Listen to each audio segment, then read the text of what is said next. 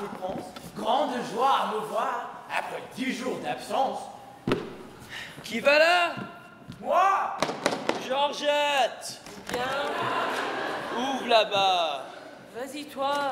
Vas-y toi! La fois, je n'irai pas. Je n'irai pas aussi! Belle cérémonie pour me laisser dehors. Voilà! Oh, je vous prie! Frappe. Votre maître! Alain, Quoi? c'est monsieur Ouvrevier. Ouvre-toi! Je souffle notre feu. J'empêche, peur du chat, que mon moineau ne sorte. Quiconque de vous deux n'ouvrira pas la porte n'aura point à manger de plus de 4 jours. Hein? Par quelle raison y venir quand j'y cours? Pourquoi plutôt que moi le plus en stratagème? Et ôte-toi donc de là. Non, toi-même. Je veux ouvrir la porte. Et je veux l'ouvrir moi. Tu ne l'ouvriras pas. Ni toi. Hé, ni toi. Il faut que j'ai ici l'âme bien patiente.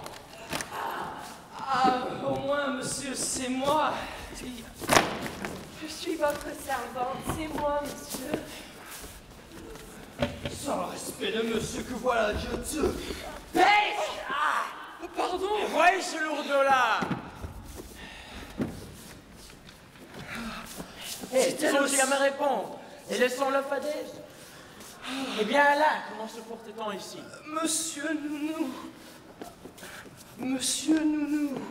Dieu merci.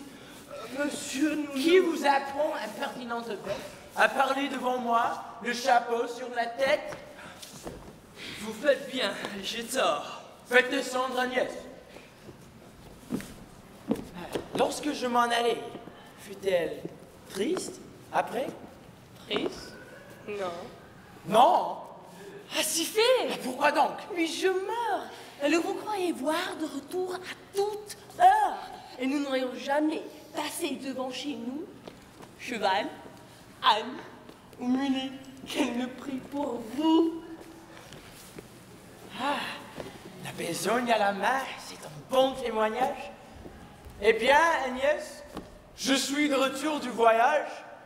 En êtes-vous bien aise? Oui, monsieur, Dieu merci. Et moi, de vous revoir, je suis bien aise aussi. Vous êtes toujours, comme on voit, bien porté. Or, les puces qui m'ont la nuit inquiété. Ah, vous aurez donc peu quelqu'un pour les chasser. Vous me ferez plaisir. Je le puis bien penser. Que faites-vous donc là? Je me fais des cornettes. Vos chemises de nuit et vos coiffes sont faites. Voilà qui va bien. Allez, montez là-haut. Ne vous ennuyez point. Je reviendrai tantôt. Et je vous parlerai d'affaires importantes.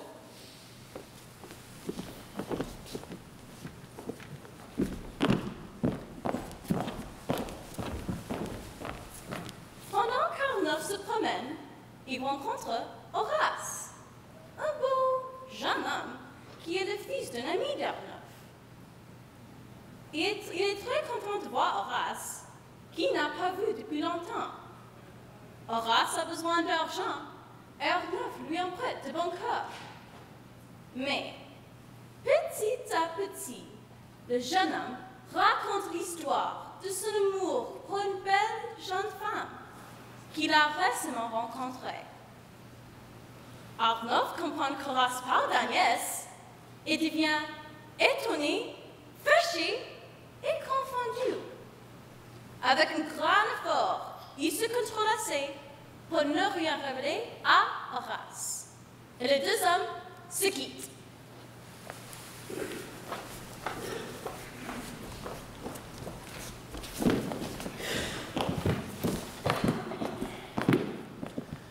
Oh, que j'ai souffert devant cet entretien. Jamais troublé d'esprit ne fut égal au mien. Avec quelle imprudence et quelle hâte extrême il m'est venu conter cette affaire à moi-même.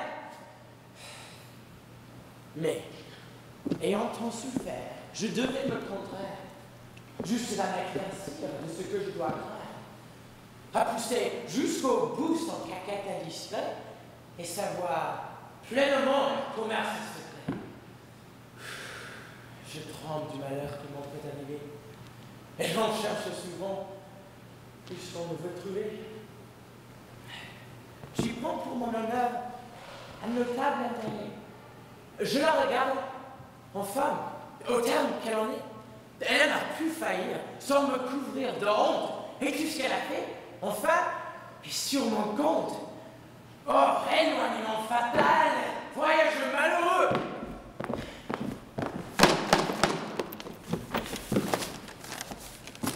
Ah, monsieur, cette fois... Hé! Venez, ça, tu deux. Passez là! Passez là! Venez là! Venez! Et vous me faites peur et vous m'en s'en fiche. C'est donc ainsi qu'absent vous m'avez obéi, et tous les deux conseils, vous m'avez donc trahi. Et ne me mangez pas, monsieur, je vous conjure. Quelque genre j'y ai vendu, je m'assure. Je ne puis parler quand je suis prévenu. Je suffoque, je voudrais le pouvoir être nu. Vous avez donc souffert au canaille maudit quand l'oncle soit venu. Car je me prendre la fuite, il faut que sur le champ, et si je bouge, oui, je veux que vous me disiez, oui, je veux que tous deux, quiconque remuera par la mort de la sang, où est-ce que c'est moi cette inconnu cet homme? Parlez, dépêchez, vite, portez mon front, sans rien t'en dire. Encore un faux. Je meurs. Je suis en mort. Maintenant, je peux aller. Il faut que je m'éventre, que je me promène. Aïe. Je pense qu'il vaut mieux que de sa propre bouche, je tire avec douceur l'affaire qui me touche. Levez-vous et rentrons cette calice de sang.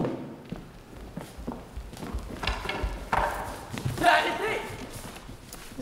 Ça supplie sans que je vienne de loin compte du chagrin qui me trouble irait avertir. Et moi-même, je veux l'aller faire sortir. Que l'on m'attende ici. Dieu, qu'il est terrible. Ce regard m'en fait peur, mais une peur horrible. Jamais je vis un plus hideux chrétien. Ce monsieur l'a fâché, je te le disais bien. Mais que diantre est cela qu'avec tant de rudesse, il nous fait au logis garder notre maîtresse. D'où vient qu'à tout le monde il veut tant la cacher et qu'il ne saurait voir personne en approcher. C'est que cette action le met en jalousie. Mais d'où vient qu'il est pris de cette fantaisie? Cela vient de ce qu'il est jaloux. Mais pourquoi est-il? Pourquoi c'est pour vous? Entends-tu bien, Georgette? La jalousie est une chose qui fait qu'on s'inquiète et qui chasse les gens autour d'une maison. Je m'embête pas à une comparaison afin de concevoir la chose davantage. Dis-moi, n'est-il pas vrai, quand tu tiens ton potage, que si quelque affamé venait pour en manger, tu serais en colère et voudrais le charger? Oui, je comprends cela. C'est justement tout comme la femme est en effet le potage de l'homme. Et quand un homme voit d'autres hommes parfois qui veulent dans sa soupe aller tremper leurs doigts, il en montre aussitôt une colère extrême. Mais pourquoi chacun n'en fait-il pas de même et que nous en voyons qui paraissent joyeux lorsque leurs femmes sont avec les vieux messieurs? C'est que chacun n'a pas cette amitié goulou qui n'en veut que pour soi. Si je n'ai la verrue, je le vois qui revient. Ses yeux sont bons, c'est lui. Vois comme il est chagrin. C'est qu'il a de l'ennui. Venez, Agnès. Rentrez. La promenade est belle. Bonjour. Quelle nouvelle? Le petit chat est mort. C'est dommage, mais quoi? Nous sommes tous mortels, et chacun pour soi. Lorsque j'étais au champ, n'a-t-il point fait de pluie? Non, Vous ennuyez-t-il? jamais je ne m'ennuie. Qu'avez-vous fait encore ces 9 ou 10 jours-ci? 6 chemises, je pense, et 6 coiffes aussi. Le monde, chère Agnès, est une étrange chose. Voyez, la médisance est comme à chacun cause. Quelques voisins m'ont dit qu'un jeune homme inconnu était en mon absence à la maison venue, que vous avez su faire servir et c'est normal. Mais je n'ai point pris foi sur ces méchantes langues et je voulus gager que c'était possible. Mon Dieu, ne gagez pas. Vous perdriez vraiment. Quoi? C'est la vérité comme Chose sûre, il a presque bougé de chez nous, je vous jure. Cet aveu qu'il a fait avec sincérité me marque pour le moins son ingénuité. Mais il me semble, Agnès, si ma mémoire est bonne, que j'avais défendu que vous vissiez personne. Oui, mais quand je l'ai vu, vous ignorez pourquoi. Et vous en auriez fait sans doute autant que moi. Peut-être. Mais enfin, conduis-moi cette histoire. Elle est fort étonnante et difficile à croire. J'étais sur le balcon à travailler au frais, lorsque je vis passer sous les arbres d'auprès un jeune homme bien fait qui, rencontrant ma vue, d'une humble révérence, aussitôt me salue. Moi, pour ne point manquer à la civilité, je fis la révérence aussi de mon côté. Soudain, il me refait une autre révérence. Moi, j'en refais de même une autre en diligence. Et lui, d'une troisième aussitôt repartant, d'une troisième aussi, j'y repars à l'instant. Il passe, vient, repasse, et toujours de plus belle, me fait à chaque fois révérence nouvelle. Et moi, qui tous ces tours fixement regardais, nouvelle révérence aussi, je lui rendais. Tant que, si sur ce point la nuit ne fût venue, toujours comme cela, je me serais tenue, ne voulant point céder et recevoir l'ennui qu'il me pût estimer moins civil que lui. Trop bien. Le lendemain, étant sur notre porte, une vieille m'aborde en parlant de la sorte. Mon enfant, le bon Dieu puisse-t-il vous bénir et dans tous vos attraits longtemps vous maintenir. Il ne vous a pas fait une belle personne afin de mal user les choses qu'il vous donne. Et vous devez savoir que vous avez blessé un cœur qui de s'en plaindre est aujourd'hui forcé. Ah, Satan, exécrable damné. Moi, j'ai blessé quelqu'un, fis-je, tout étonnée. Oui, fit-elle, blessé, mais blessé tout de bon. Et c'est l'homme qui hier vous vite du balcon. Hélas, qui pourrait, dis-je, en avoir des causes sur lui sans y penser? Fis-je choix quelque chose? Non, dit-elle, vos yeux ont fait ce coup fatal, et c'est de leur regard qu'est venu tout son mal. Eh mon Dieu, ma surprise est, fis-je, 100 secondes.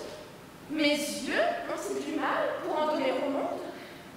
Oui, me dit-elle, vos yeux, pour causer le trépas, ma fille, ont un venin que vous ne savez pas. En un mot, il languit le pauvre misérable, et s'il faut, poursuivit la vieille charitable. Que votre cruauté lui refuse un secours. C'est un homme à porter en terre dans 2 jours. Eh mon Dieu, j'en aurais, dis-je, une douleur bien grande. Mais pour le secourir, qu'est-ce qu'il me demande? Mon enfant, me dit-elle, il ne veut obtenir que le bien de vous voir et vous entretenir. Vos yeux peuvent eux seuls empêcher sa ruine et du mal qu'ils ont fait être la médecine. Hélas, volontiers, dis-je, et puisqu'il est ainsi, il peut, tant qu'il voudra, me venir voir ici.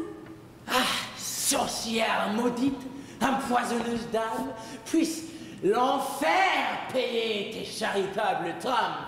Voilà comme il me vit et reçu guérison. Vous-même, à votre avis, n'ai-je pas eu raison? Et pouvais-je après tout avoir la conscience de le laisser mourir, faute d'une assistance? Moi qui compatis tant aux gens qu'on fait souffrir, et ne puis, sans pleurer, voir un poulet mourir.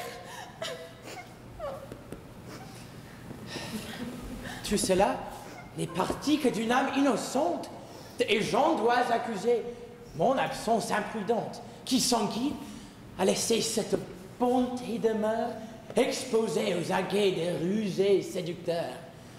Je crains que le panda, dans ses vœux téméraires, un peu plus fort que je, n'ait poussé les affaires. Qu'avez-vous? Vous grondez, ce me semble un petit. Est-ce que c'est mal fait, ce que je vous ai dit? Non, mais de cette vue, apprenez-moi les suites.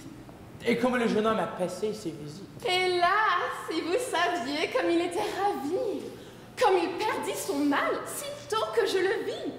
Le présent qu'il m'a fait d'une belle cassette et l'argent que m'ont eu notre Alain et Georgette, vous l'aimeriez sans doute et diriez comme nous. Oui, mais que faisait-il, étant seul avec vous? Il jurait qu'il m'aimait d'un amour sans seconde et me disait des mots les plus gentils du monde, des choses que jamais rien ne peut égaler et dont toutes les fois que je l'entends parler, la douceur me chatouille et là-dedans remue certains, je ne sais quoi, dont je suis toute émue. Oh, fâcheux examen, ton mystère est fatal, où l'examinateur souffre seul tout le mal. Outre tous ces discours, toutes ces gentillesses, ne vous faisait-il point aussi quelques caresses? Autant! Il me prenait et les mains et les bras et de me les baiser, il n'était jamais là. Ne vous a-t-il point pris, Agnès, quelque autre chose? Oh! Et il m'a Quoi? pris Oh? la... Fait-il? Je n'ose. Et vous vous fâcherez peut-être contre moi? Non! Si fait. Oh, mon Dieu, non! Jurez donc votre foi. Ma foi, soit! Il m'a pris. Vous serez en colère? Non! Si. Non, non, non, non! Diantre, que de mystère! Qu'est-ce qu'il vous a pris? Je souffre en damné! Il m'a pris le ruban que vous m'avez donné. À vous dire le vrai, je n'ai pu m'en défendre. Ah, ce pauvre ruban! Mais je voulais apprendre s'il ne vous arrive que vous baisez les bras. Comment? Est-ce qu'on fait d'autres choses? Non pas, mais pour guérir du mal qu'il dit que le possède, n'a-t-il point exigé de vous d'autres remèdes? Non. Vous pouvez juger s'il en eût demandé que pour le secourir, j'aurais tout accordé. Grâce aux bontés du ciel, j'en suis quitte à bon compte. Si je ne retombe plus, je veux bien qu'on m'affronte. Ah, chut. De votre innocence, Agnès, c'est en effet. Je ne vous en dis mot. Ce qui s'est fait est fait. Je sais qu'en vous flattant, le galant ne désire que de vous abuser. Et puis, après, sans rire. Au point, il me l'a dit plus de 20 fois à moi. Ah, vous ne savez pas ce que c'est que sa foi. Mais, enfin, apprenez qu'accepter des cassettes et de ces beaux blondins écouter les sornettes, que se laisser par à force de longueur, baiser ainsi les mains et chatouiller le cœur est un péché mortel, des plus gros qu'il se fasse. Un péché, dites-vous, et la raison de grâce. La raison n'est l'arrêt prononcé que par ses actions, le ciel est courroucé. Courroucé. Et pourquoi faut-il qu'il s'en courrouce? C'est une chose, hélas, si plaisante et si douce. J'admire quelle joie on goûte à tout cela. Et je ne savais point encore ces choses-là. Oui, c'est un grand plaisir que toutes ces tendresses, ces propos si gentils et ces douces caresses. Mais il faut le goûter en toute honnêteté. Et qu'en se mariant, le crime en soit ôté. N'est-ce plus un péché lorsque l'on se marie? Non. Mariez-moi donc, promptement, je vous prie.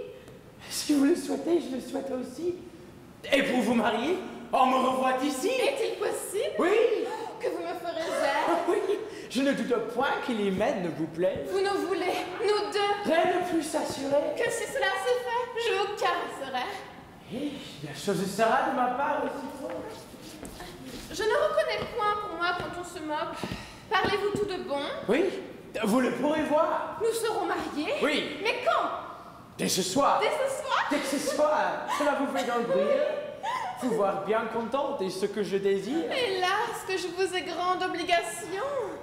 Et qu'avec lui, j'aurai de satisfaction.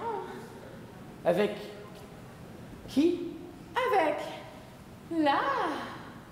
Là n'est pas mon compte.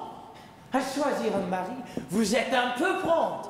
C'est un autre, en un mot, que je vous tiens tout près.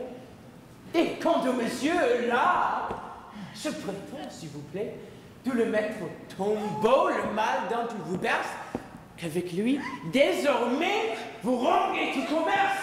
Et que, venant au logis pour votre compliment, vous lui fermiez au nez la porte, honnêtement. Et, jetant ses lettres, agré par la fenêtre, l'obliger tout de bon à ne plus y paraître. M'entendez-vous, Agnès? Moi, caché dans un coin de votre procédé, je serai le témoin. Hélas, il est si bien Ah, fait. je m'engage. Je n'aurai pas le cœur. Point de bruit davantage. Montez là-haut. Mais quoi voulez-vous? C'est assez. Je suis maître. Je parle. Allez, obéissez.